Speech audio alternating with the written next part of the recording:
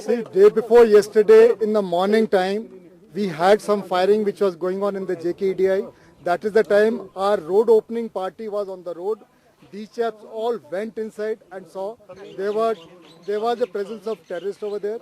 That is the time we took time, and once it was confirmed that uske andar mein there were terrorists were inside, that is the time we cordoned the area, and then we brought in more forces and started our operation.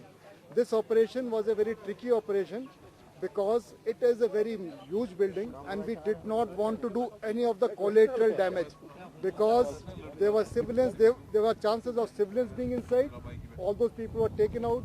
This, as far as JKEDI is concerned, this is a center of excellence in which a lot of our young brethren get employment courtesy all this. And I actually feel very sad that is for the second time they have come and encountered and have occupied this building. Whereas this is our pride in Kashmir.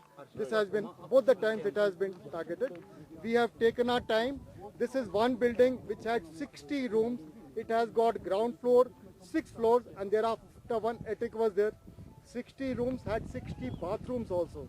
And that is the reason it takes time to clear each and every room because इसके अंदर में सब में time लगता है, सबकी drill बराबर है और हम बिल्कुल भी जल्दी नहीं कर सकते हैं because of the collateral damage and because we don't want to unnecessarily there should be a problem in that. That is the reason it takes time. So day before yesterday morning we started. Yesterday we kept working on this, and today morning time we started the clearing of the whole operation. At this moment, as far as we know, there are 2 people who have been eliminated and there are 2 weapons which have been recovered. Rest of the things, as far as recoveries are concerned, we'll give you the list about all the things. Otherwise, this operation, because of being too many rooms and too many floors, it is a tedious process, and we did not want to do any kind of...